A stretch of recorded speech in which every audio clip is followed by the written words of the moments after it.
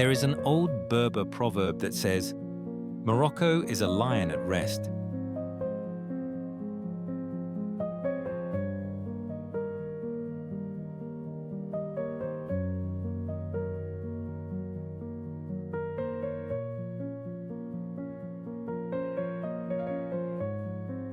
His mane rests on the Atlas Mountains. His feet bathe in the Atlantic.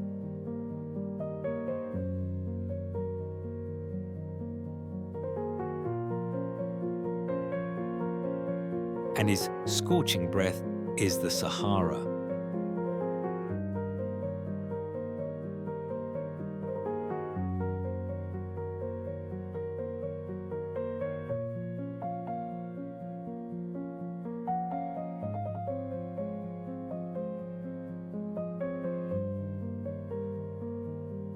Morocco is not merely a country. It is a place where geography and time lose their linear nature.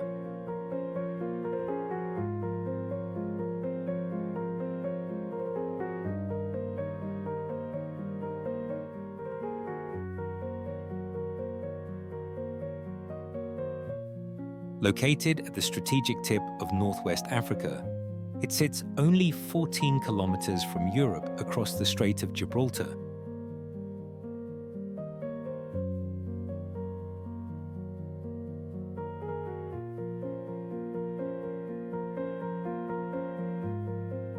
Yet it guards an ancient Arab soul and a profound Maghreb intellect.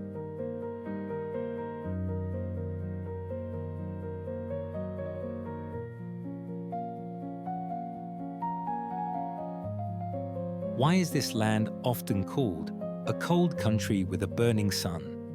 It is a geological paradox.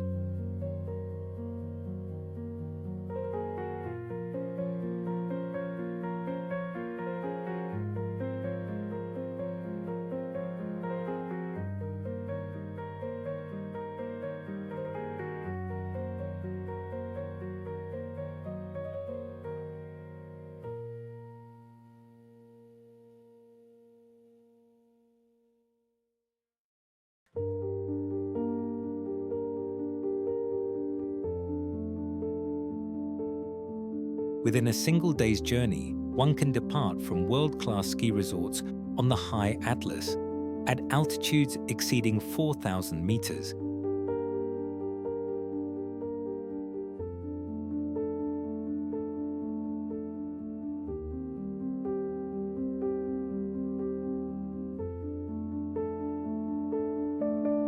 And descend into the 50-degree heat of the Sahara Basin.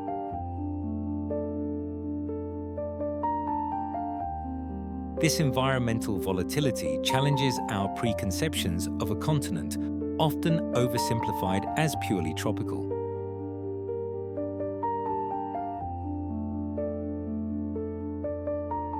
Morocco's history is a 2,500-year chronicle of overlapping civilizations.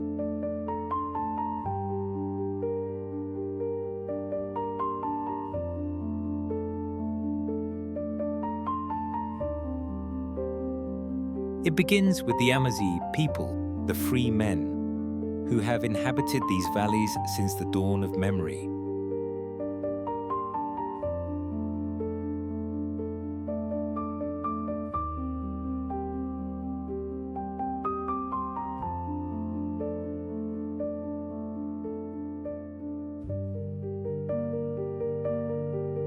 Then came the Roman outposts, and most pivotally, the Arab expansion of the 7th century.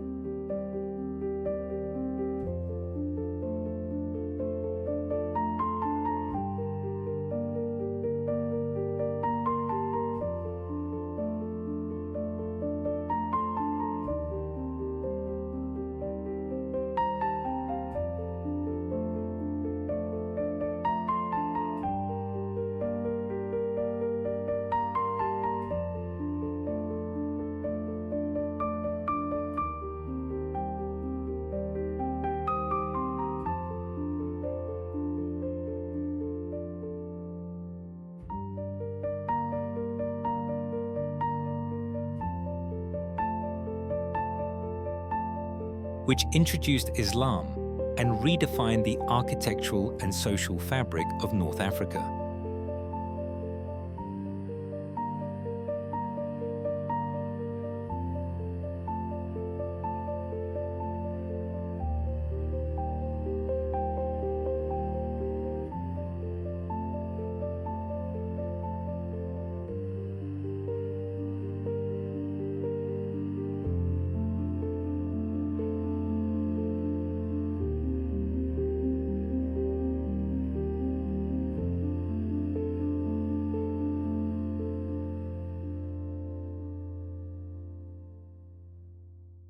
In this documentary, we move beyond the Instagram filter aesthetic to embrace radical authenticity.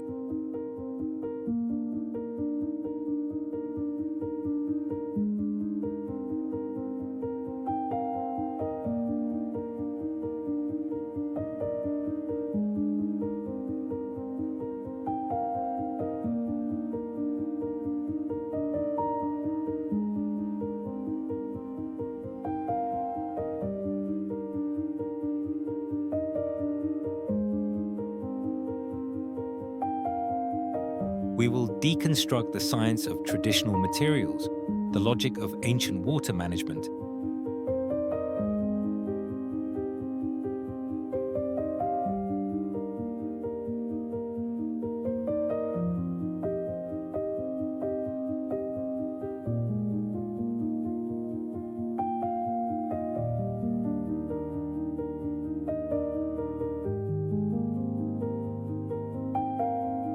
and the survival instincts of a people who have turned environmental hardship into a proud art form.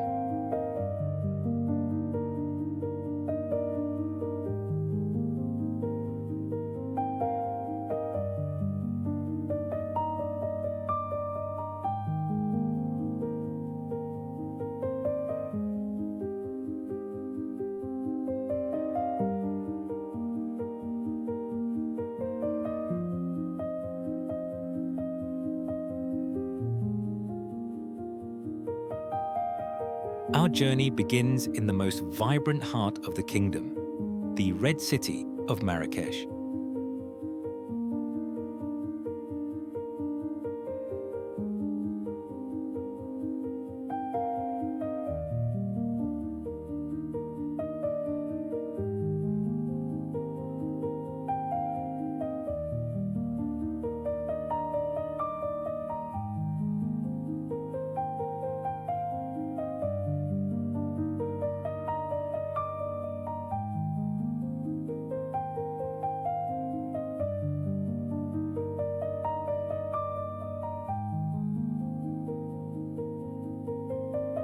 Marrakesh is known as Al Hamra, the Red City, but behind this poetic title lies a practical reality of geology and physics.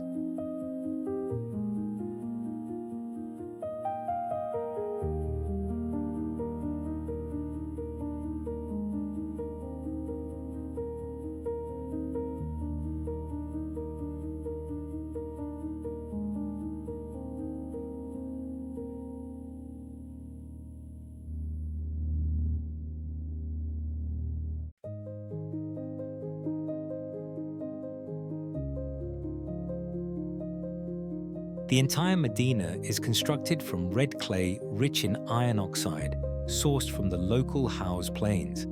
This is not just an aesthetic choice.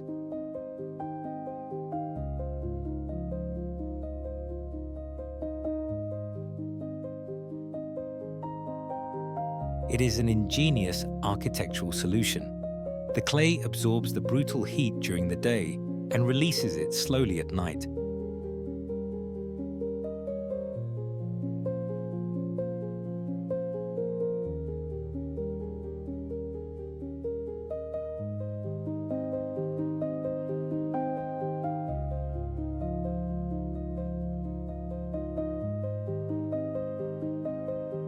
Naturally regulating the microclimate within the narrow alleys.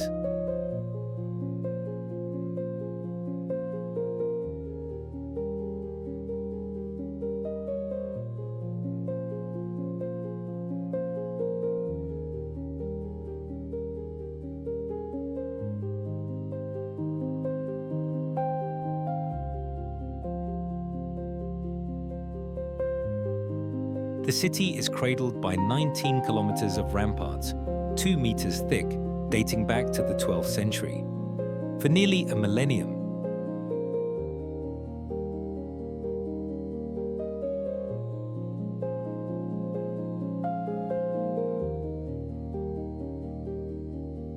these walls have stood against the desert winds, a testament to the durability of local materials.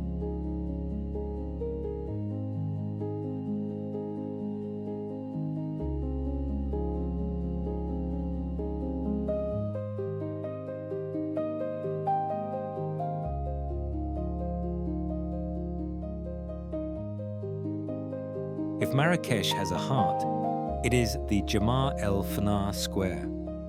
UNESCO recognized this space not for its buildings, but as a masterpiece of the oral and intangible heritage of humanity.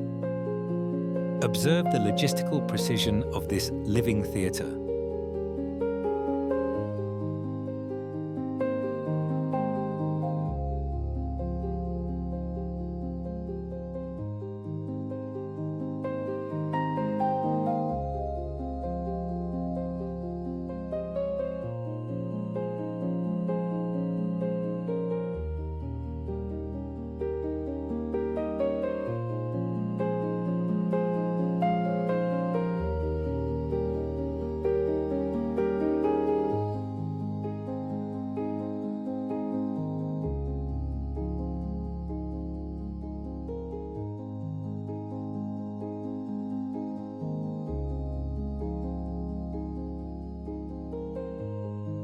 Every evening at 5:00 p.m., over 100 mobile kitchens appear in pre-assigned, numbered positions.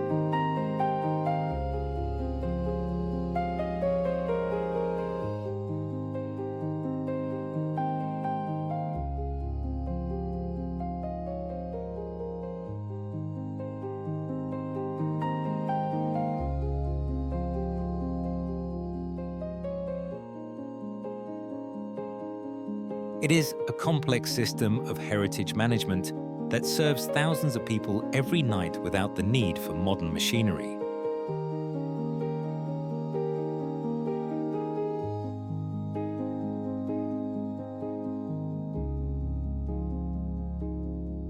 In the corners of the square, the hlekia, traditional storytellers, act as living libraries.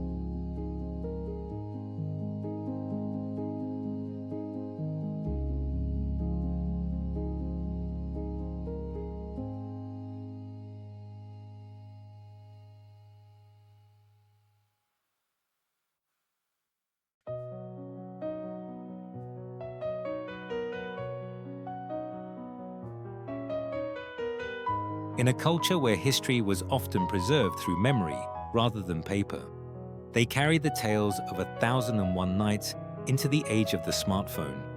Moving into the Bahia Palace, we encounter the art of Zeli.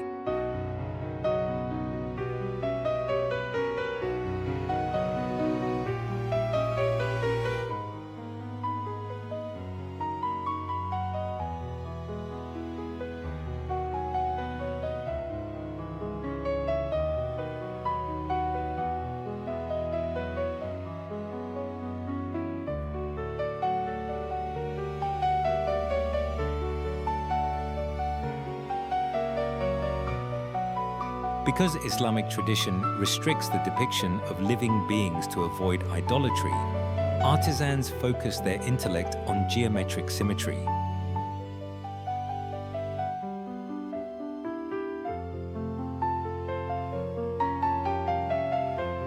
Millions of tiny tile fragments are hand-chipped and assembled based on memory and complex mathematical principles.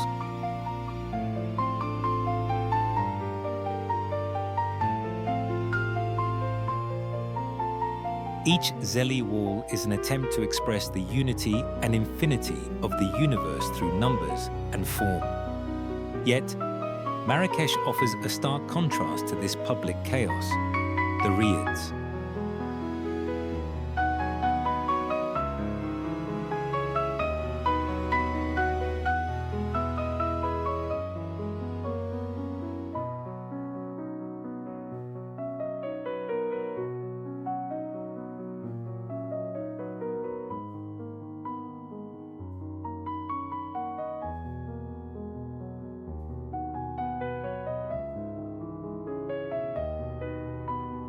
Traditional Moroccan architecture is introverted. From the street, one sees only windowless, dusty walls.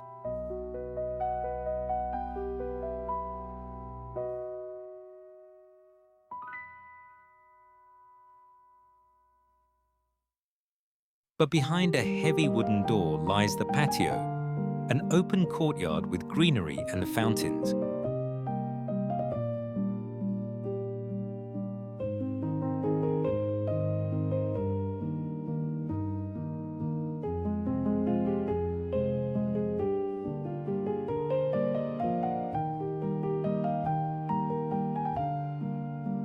This design ensures absolute privacy and serves as a thermal lung.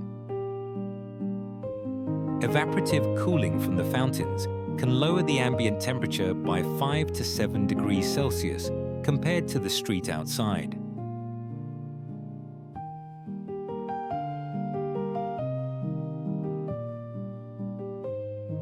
It is a masterclass in sustainable urbanism developed centuries before the modern green movement.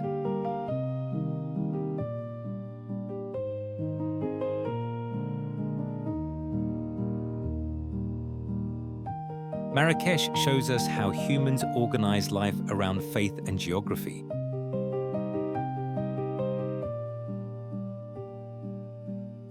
But as we leave these red walls for the Atlas Mountains, we find a different story, one of survival written in mud.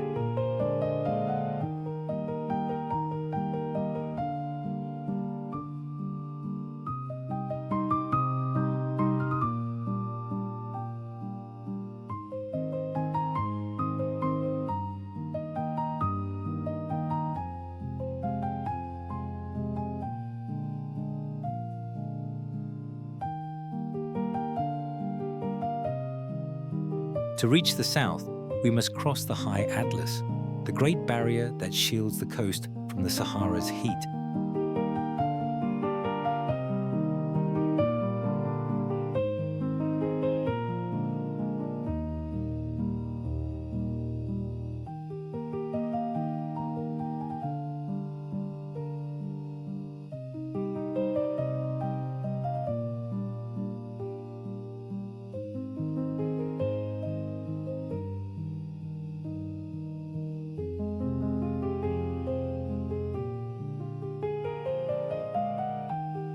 The artery of this journey is the Tizi Ntijka Pass, sitting at 2,260 meters. This is a logistical feat, but also a constant battle with geology.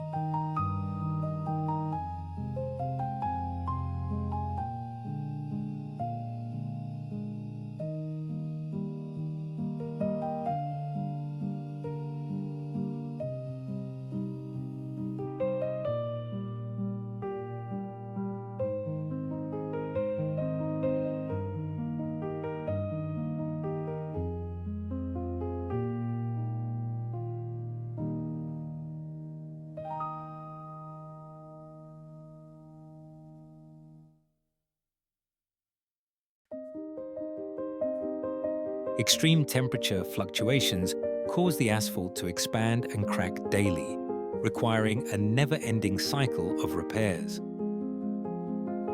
Navigating these hairpin turns requires the same restraint and humility demanded by the high passes of Tibet or the Bone Road of Siberia.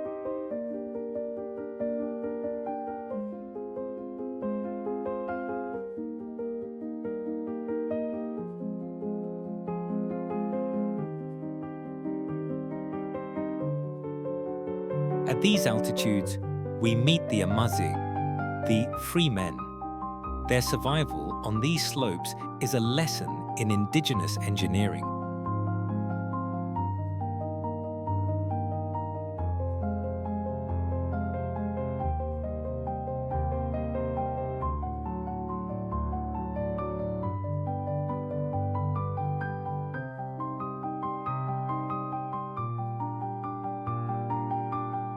They utilize the Ketara, an ancient underground canal system, to channel snowmelt from the peaks directly to their terrace fields, preventing any evaporation under the mountain sun.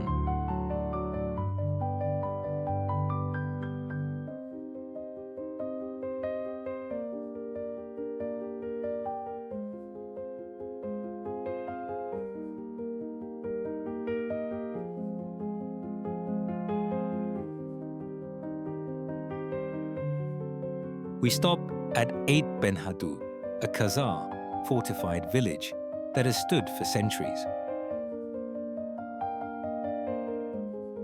From a distance, it looks like a fragile sandcastle. But it is built using the sophisticated Pisé rammed earth technique. Red clay mixed with straw and pebbles is compressed into wooden molds. The straw acts as biological rebar, preventing cracks, while the clay provides flexibility against the minor seismic tremors of the Atlas Range.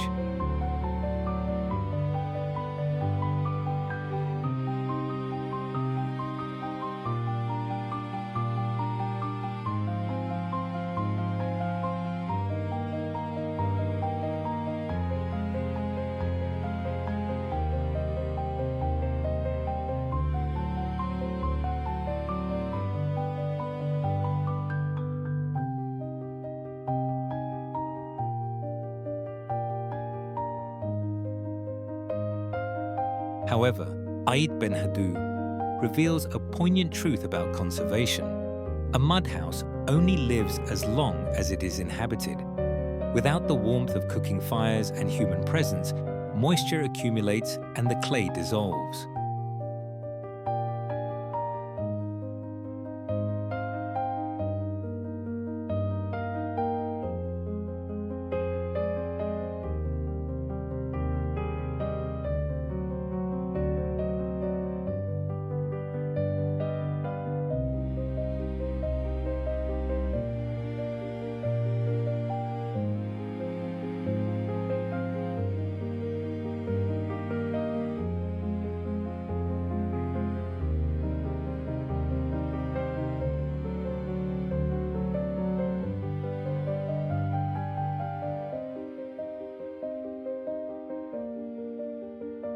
This ancient citadel survives today not just through UNESCO, but through a trade-off. It has become a premier Hollywood backdrop, using the revenue from cinema to fund the breath of life.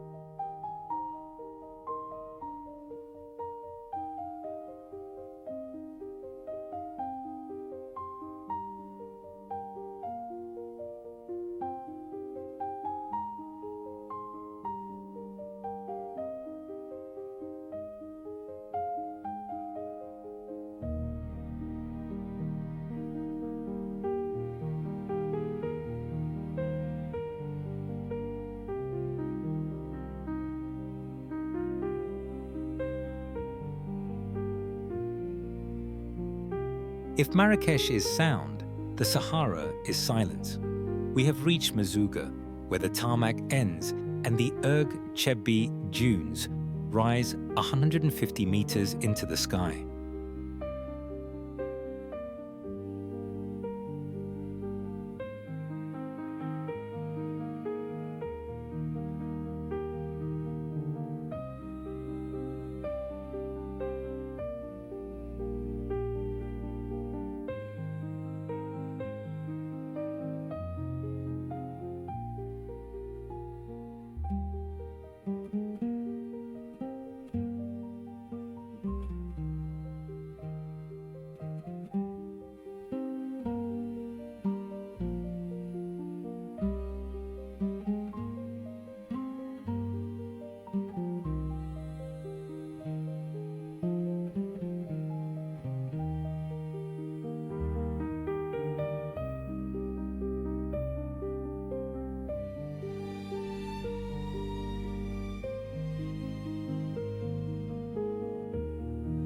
The Sahara is not a dead zone. It is a shifting geological entity.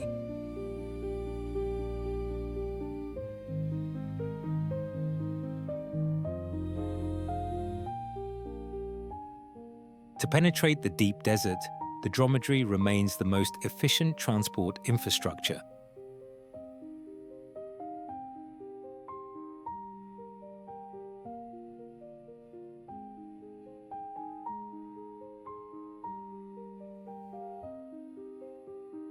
Their feet act as low-pressure tires, distributing their 400 to 600 kg weight across the fine sand to prevent sinking.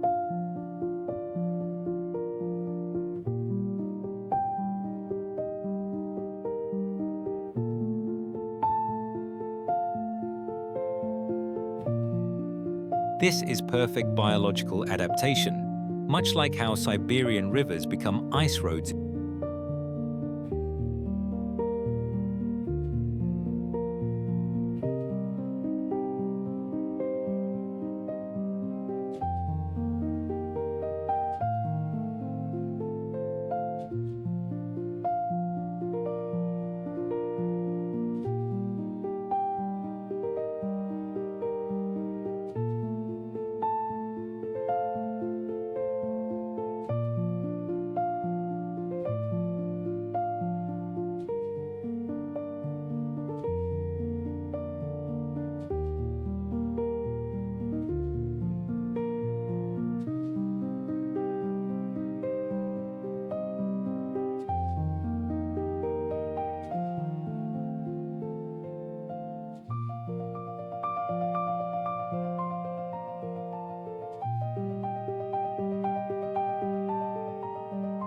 In winter, life here is anchored in oases like Tafilale.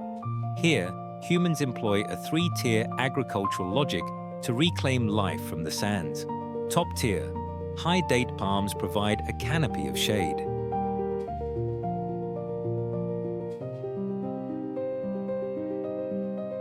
Middle tier, fruit trees like pomegranates or olives thrive in the palm shade. Bottom tier, alfalfa or wheat grows beneath the fruit trees. This system minimizes evaporation and creates a temperate microclimate.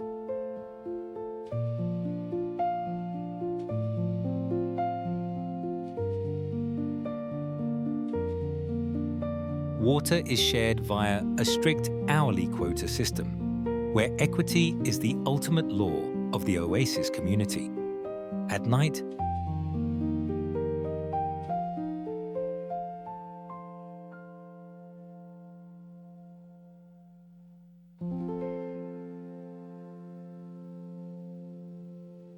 the Sahara reveals its spiritual power through Gnawa music. These repetitive, driving rhythms, rooted in the history of West African peoples, are meant to ward off the darkness of the void. Looking up, you realize why the nomad never gets lost. With nearly zero humidity,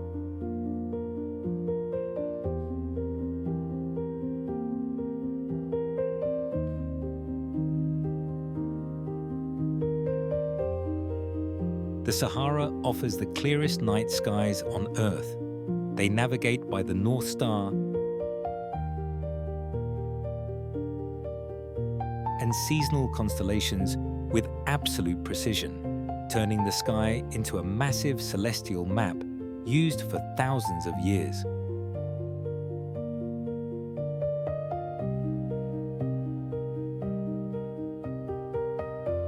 The silence here has weight. It creates an information gap that forces one to confront their own thoughts. You do not come to the Sahara to take photos.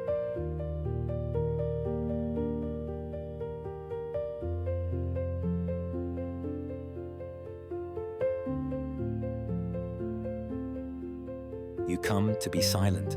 But Morocco has another maze, one made not of sand, but of 9,000 alleys where even the most modern maps fail.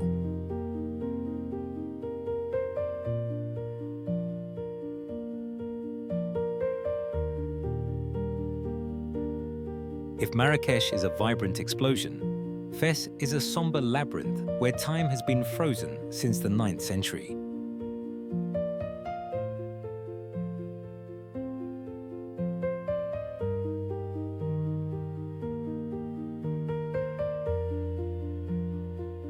Welcome to Fes El Bali, the world's largest car-free urban area and a UNESCO World Heritage Site.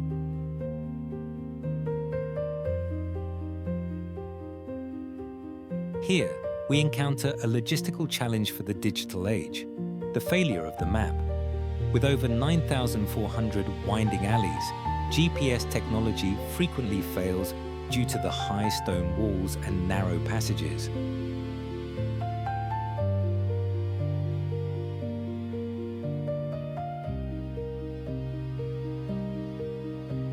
Creating a psychological information gap that can only be resolved through physical exploration. In Fes, you do not navigate by meters, but by the senses, the smell of cedarwood, the heat of the bakeries, and the rhythmic hammer of the metalworkers. The most authentic and visceral experience in Fes is found at the Chouara Tannery. Looking down from the balconies, you see workers immersed waist-deep in stone vats. They utilize an 11th century process. Hides are softened in a mixture of pigeon droppings and limestone, then dyed using purely natural ingredients. The red comes from poppy flowers, the yellow from saffron, and the blue from indigo. There are no industrial chemicals here. Every leather piece is a product of raw human endurance and a craft passed down through generations.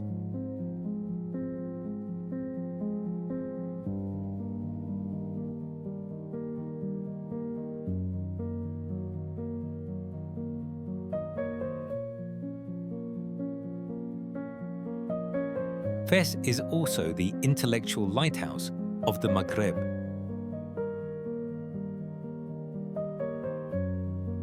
The University of Al-Qarawiyyin, founded in 859 AD, is the oldest continuously operating university in the world, predating Oxford and Bologna. Remarkably, it was founded by a woman.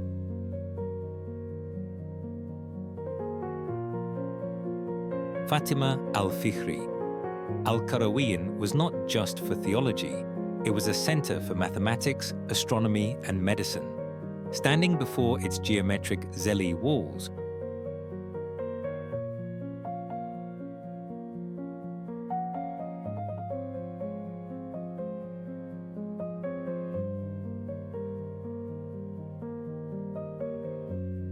one realizes that in Morocco, intellectual pursuit and spiritual devotion have never been separate.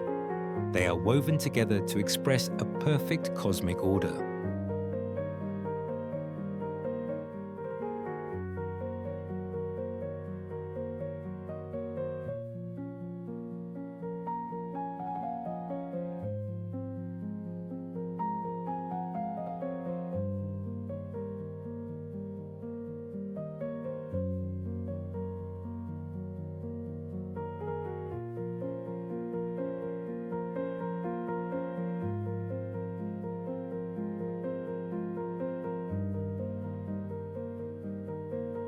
Leaving the gravity of Fes, we head north into the Rif Mountains to a city that feels detached from reality, Chefchaouen.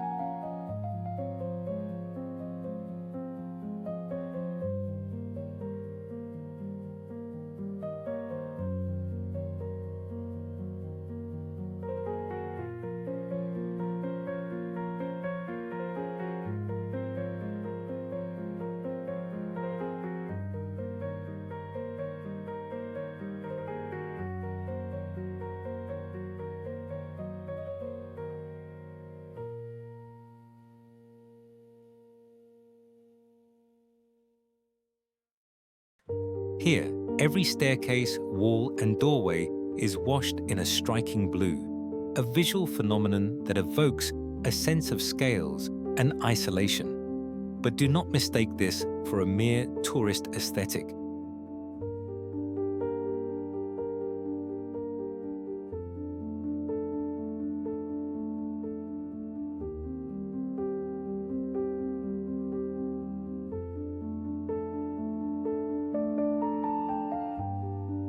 There is a dialogue between religious history and practical survival behind this color. Tradition suggests that Jewish refugees in the 1930s painted the town blue to symbolize the sky and heaven.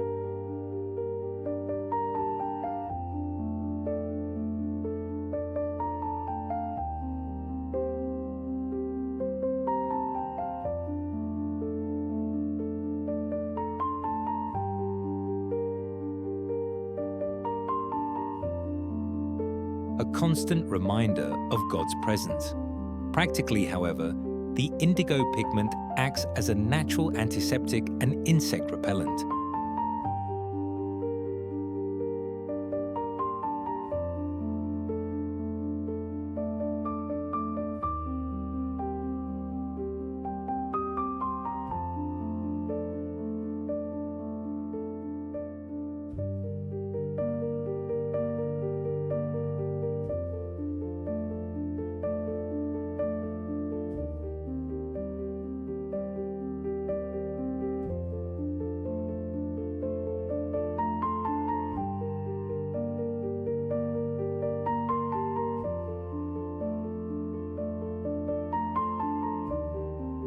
While the light color helps keep the interiors cool during the fierce Mediterranean summers. Life in Chefchaouen moves to the rhythm of the Ras El Ma spring.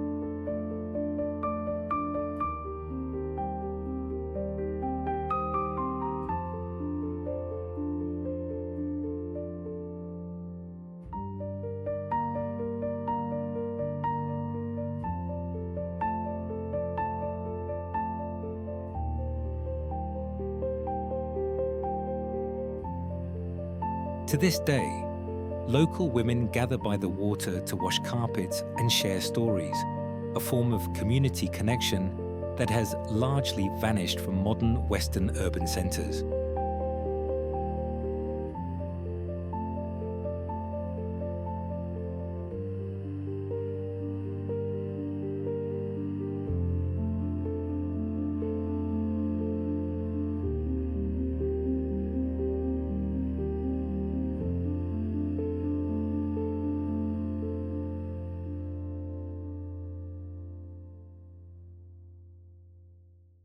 The blue of Chefchaouen is more than a color.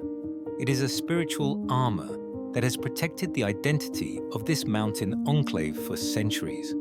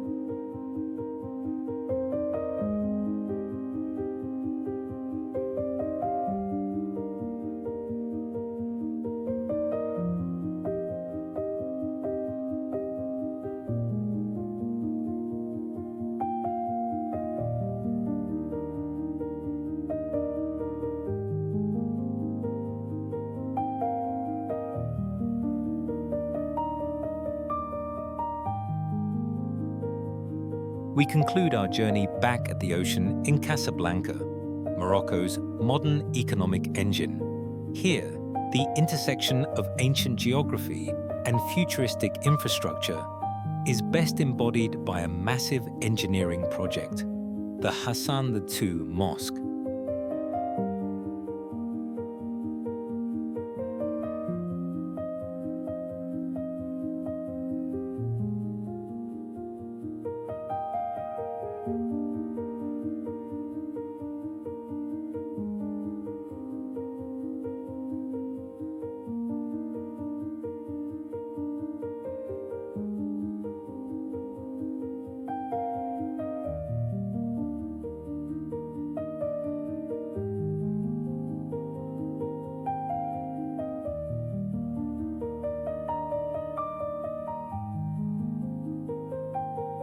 This is a feat of extraordinary technology.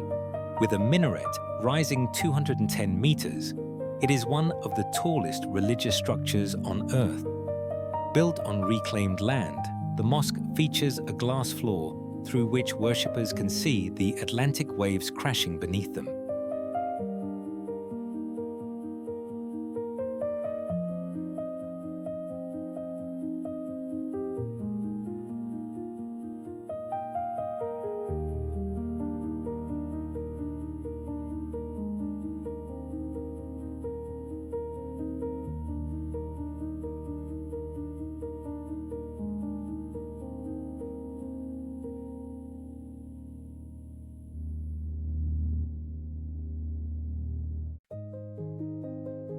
Its 1,100-ton roof can slide open in 5 minutes to admit the sea air. On top of the minaret, a laser points toward Mecca, visible for miles across the dark ocean.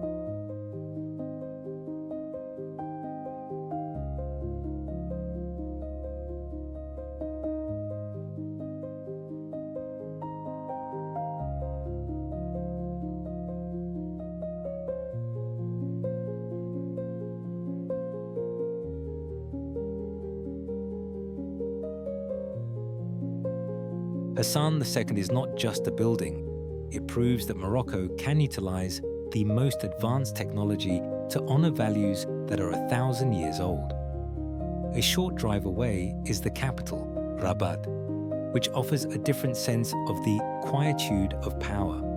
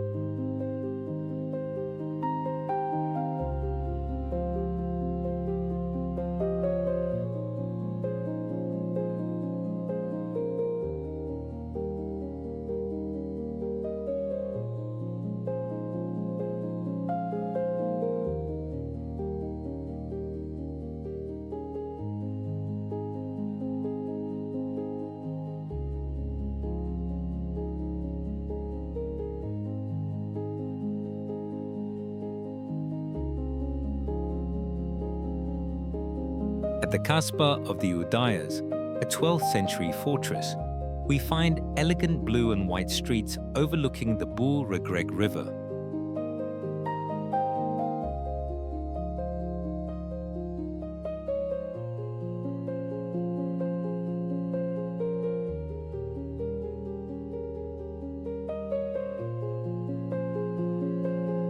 Rabat represents a perfect balance between modern French urban planning and the ancient forts of past empires. The presence of the royal guard at the mausoleum of Mohammed V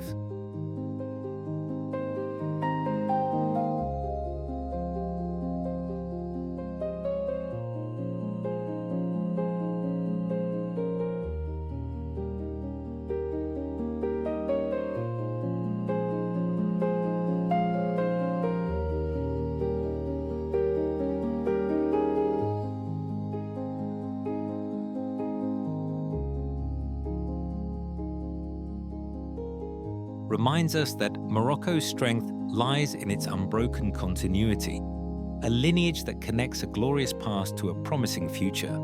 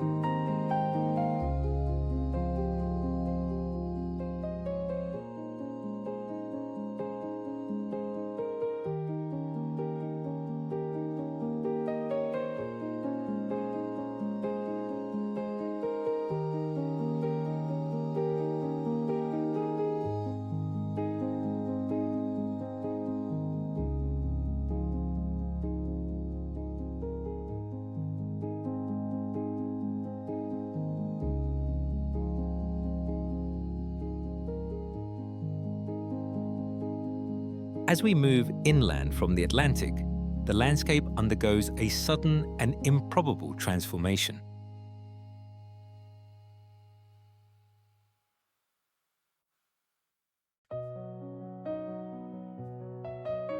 We are ascending into the Middle Atlas, a region that serves as Morocco's green lung.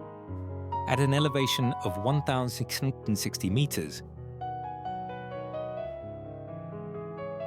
we encounter Ifrane, a town that presents a profound architectural and logistical paradox. Known as the Little Switzerland of Morocco,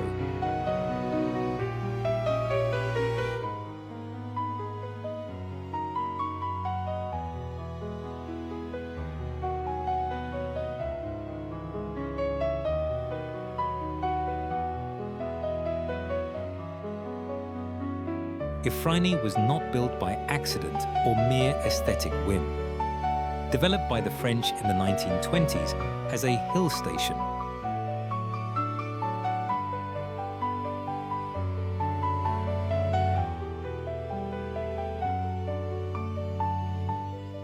its urban logic was designed to provide a refuge from the summer heat of the lowlands. The steeply pitched roofs are a functional necessity.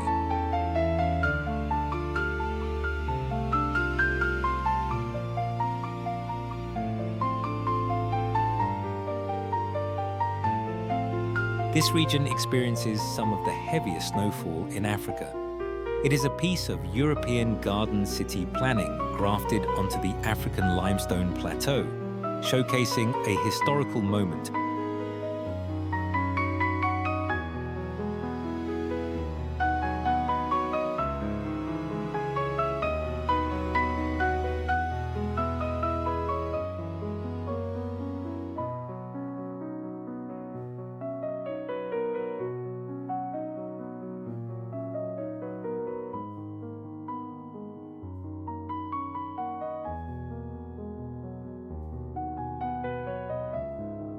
Where colonial engineering attempted to replicate a temperate climate in the subtropics.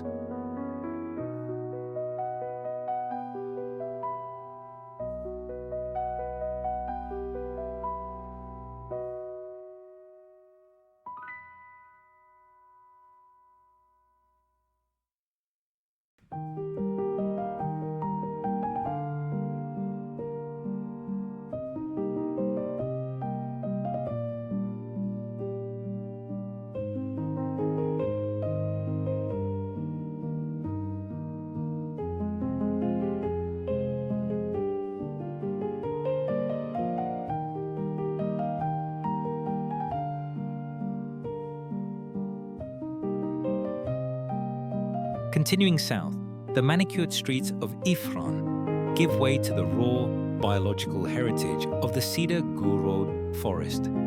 Here, we find the Cedrus atlantica.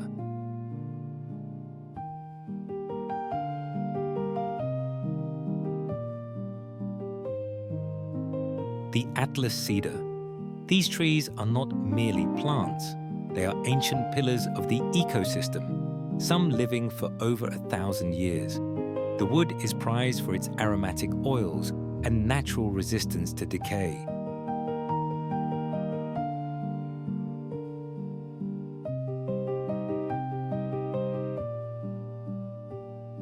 The same material used to carve the intricate ceilings of the palaces we saw in Fes and Marrakesh.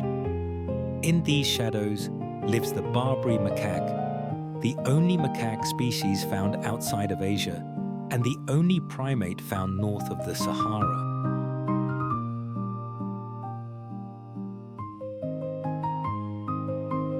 Their presence here is a biological information gap, a relic of a time when forests covered much more of North Africa.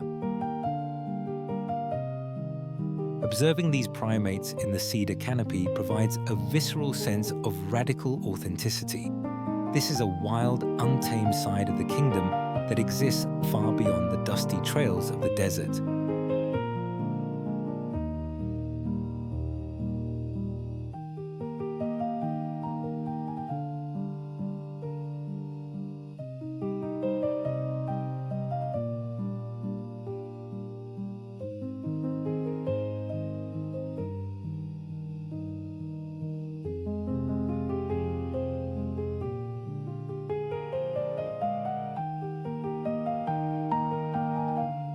The Middle Atlas functions as a vital watershed for the nation.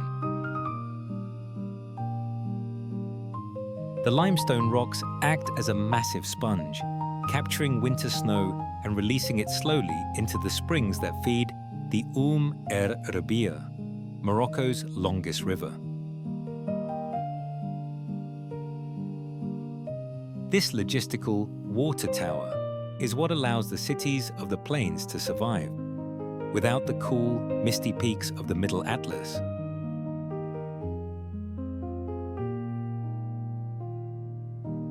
the vibrant life of Morocco's interior would be impossible. As we descend from these alpine heights, the air begins to dry and the colors shift back to the burnt oranges and deep reds of the pre-Sahara.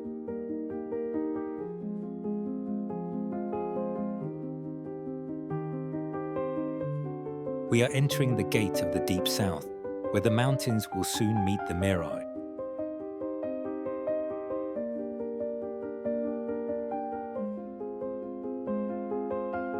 At the southern edge of the Atlas Mountains lies Ouarzazate, a city that functions as a fascinating intersection between ancient geography and modern artifice. Known as the Hollywood of Africa, this region has utilized its dramatic terrain and unique high-altitude light to become a premier global filming location. This is not merely a collection of movie sets. It is a vital economic and architectural ecosystem.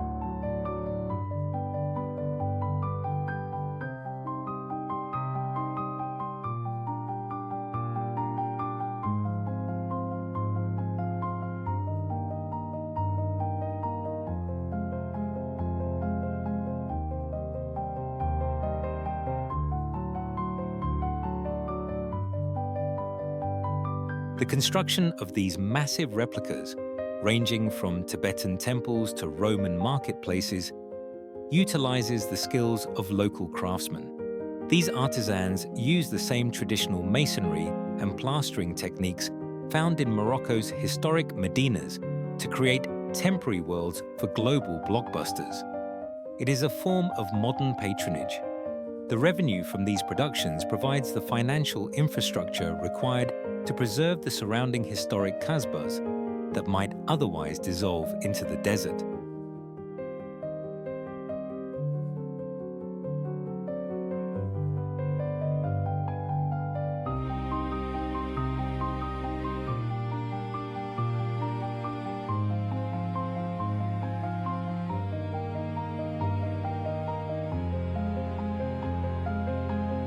In Ouarzazate, the line between reality and cinema is blurred, but the economic result is grounded in the survival and continuity of local heritage.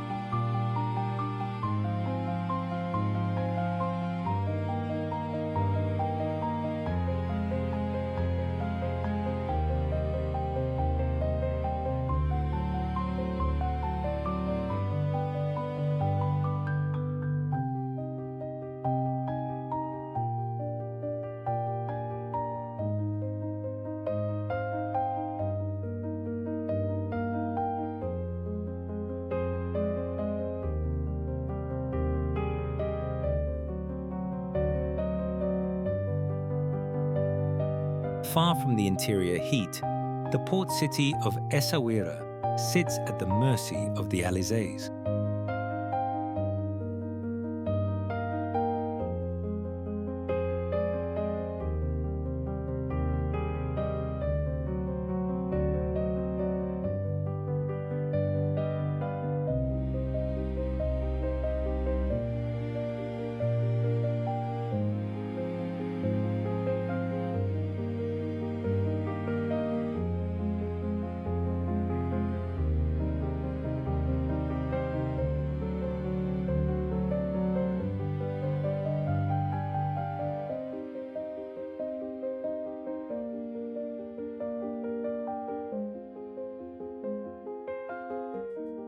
The persistent trade winds that have dictated the city's logic for centuries.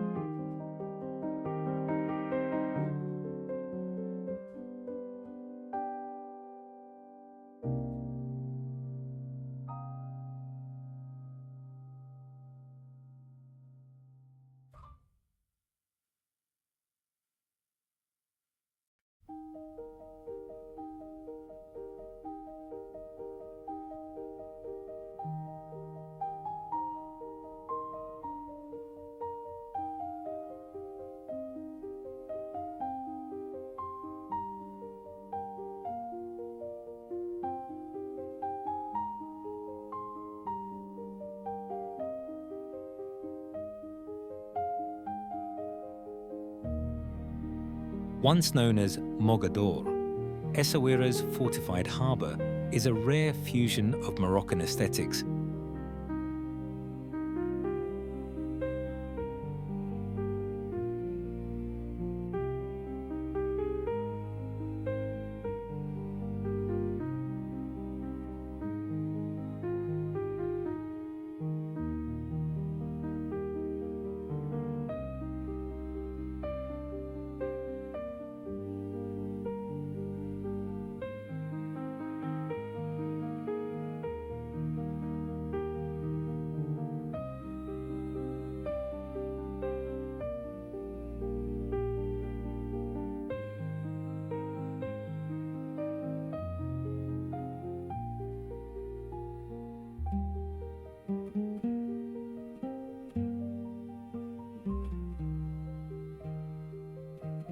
An 18th century French military engineering, designed by an architect who served under King Louis XIII.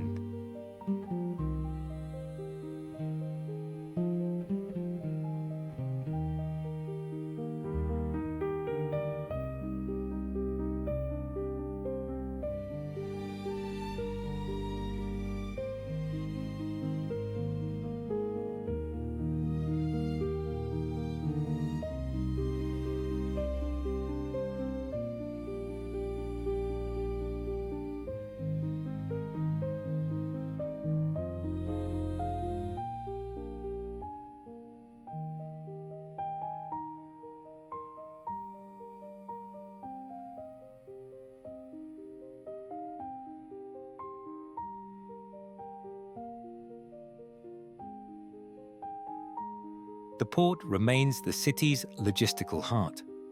Observe the small-scale fishing industry.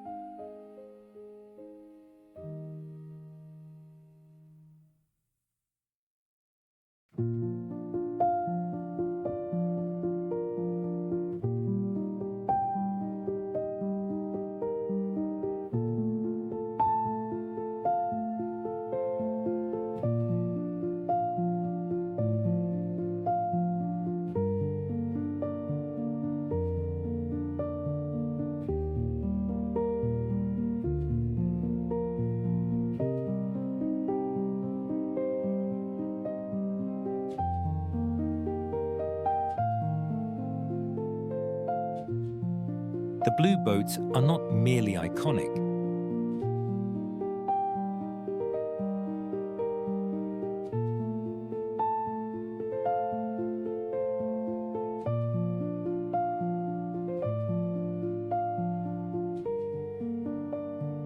They represent a sustainable economic model that supports thousands of families.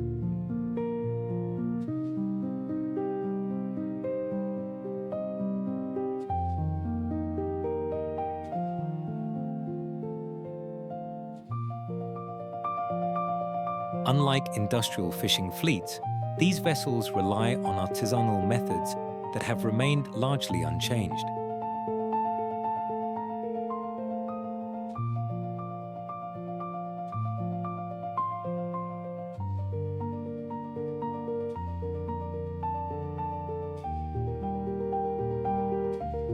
The city functions as a natural coolcation. The wind acts as an atmospheric air conditioner, maintaining a steady, mild temperature even as the inland deserts reach their peak heat.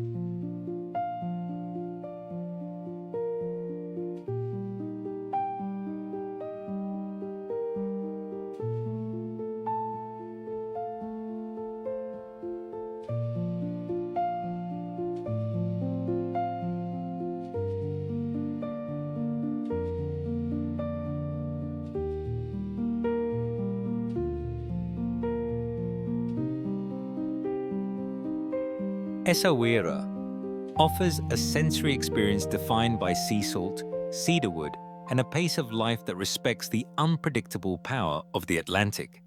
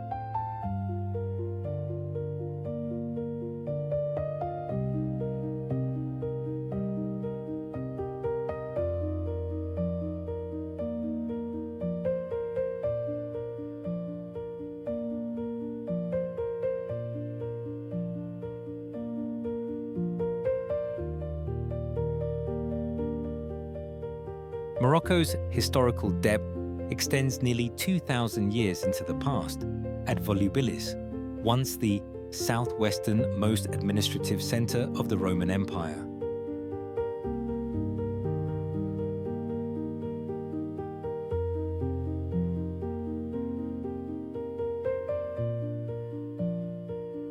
These ruins are not isolated relics. They are an integral part of the living Moroccan landscape. The reason Volubilis thrived in antiquity was its mastery of olive oil production.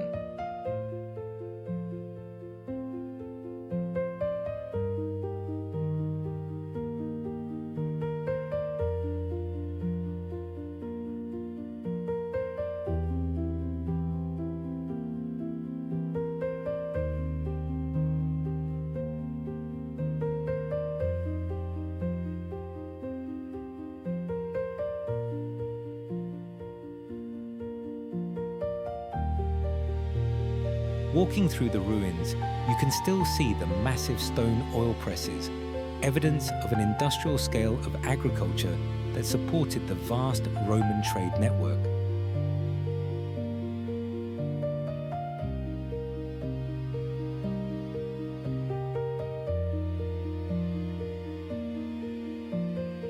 Today, the surrounding hills are still covered in the same olive groves, utilizing the fertile soil and water sources identified by Roman engineers 20 centuries ago. Volubilis serves as a physical chronicle of Morocco's role as a provider for the Mediterranean world, showing that the kingdom's agricultural foundations are as deep as the Roman stones themselves.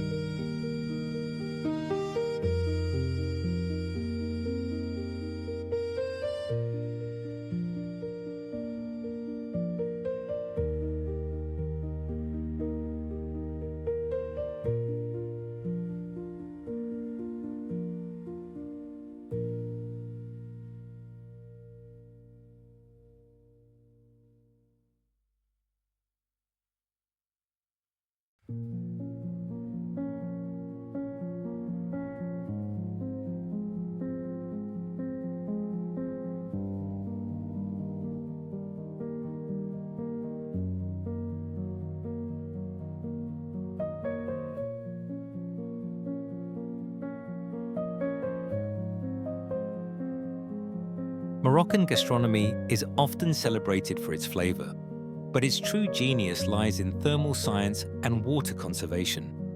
The tagine,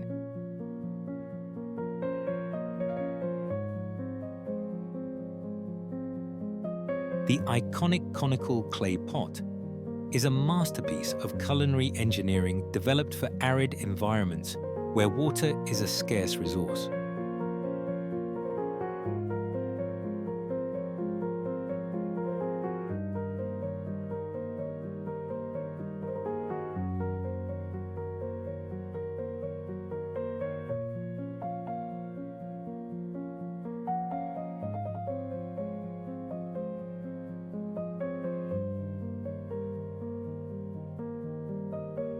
The physics of the tagine is simple yet profound.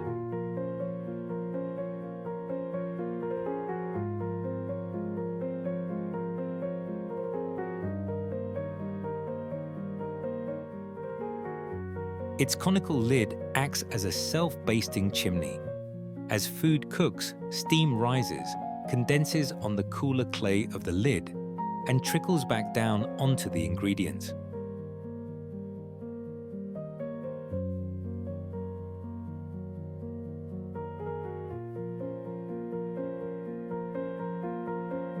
This creates a closed-loop condensation cycle that allows meat and vegetables to become tender using an absolute minimum of added water.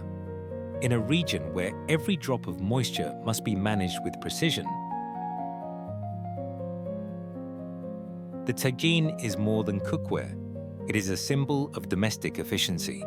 It represents a culture that understands how to extract abundance from the minimalist resources of the desert.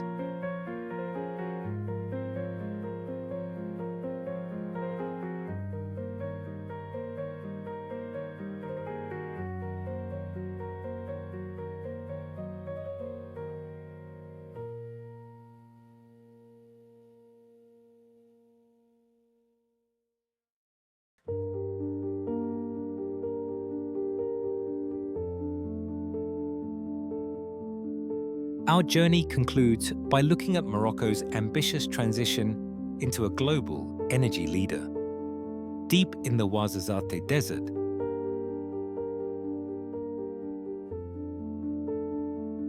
we find the Noor Solar Power Station, one of the largest concentrated solar power complexes in the world. The engineering of Noor goes beyond standard solar panels.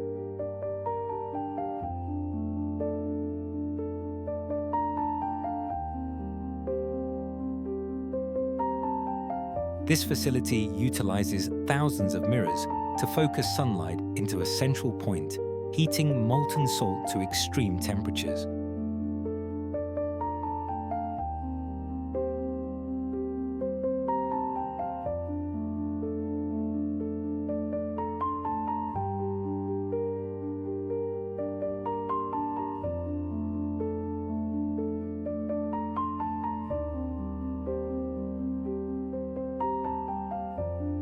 This allows the plant to continue generating electricity for several hours after the sun has set, solving the primary challenge of solar energy storage.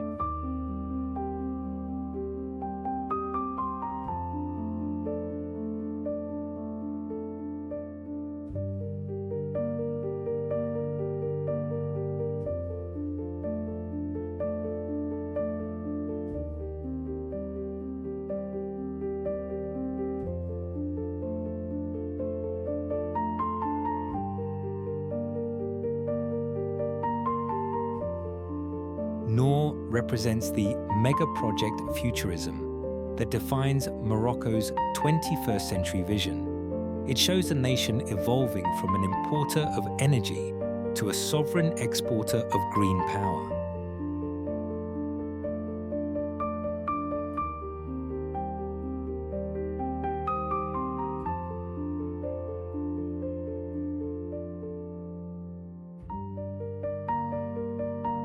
Here, the scorching heat of the Sahara is no longer a force to be endured, but a renewable resource that powers the future of the kingdom and beyond.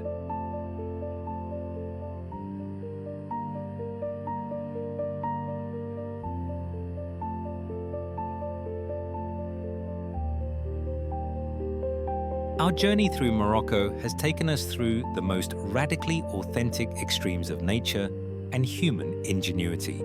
From the scorching breath of the Sahara to the intellectual halls of Fes,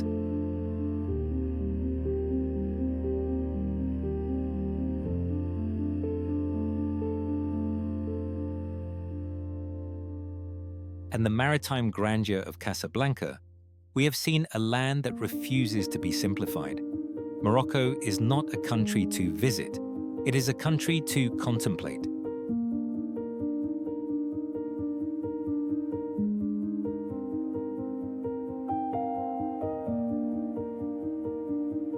Like the wool carpets woven in the high Atlas, Moroccan life is a tapestry of hardship and beauty, tradition and change. We have seen how they reclaim life from the desert, build fortresses from mud, and guard knowledge for over 10 centuries. Morocco teaches us that true value does not lie in superficial luxury, but in the logic of adaptation and the faith in the eternal. As the sun sets over the Atlantic, Morocco does not disappear. It remains a quiet, profound heart, waiting to tell a different story tomorrow morning, on the peaks of the Atlas or in the hidden alleys of the Medina.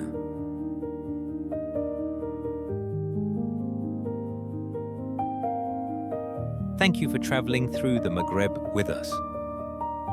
As the sun sets over the Atlantic, the story of Morocco continues, written in clay, carved in stone, and powered by the light of the future. Are you ready to join me in venturing into lands where humanity and nature are still writing new legends? Stay tuned for more discoveries.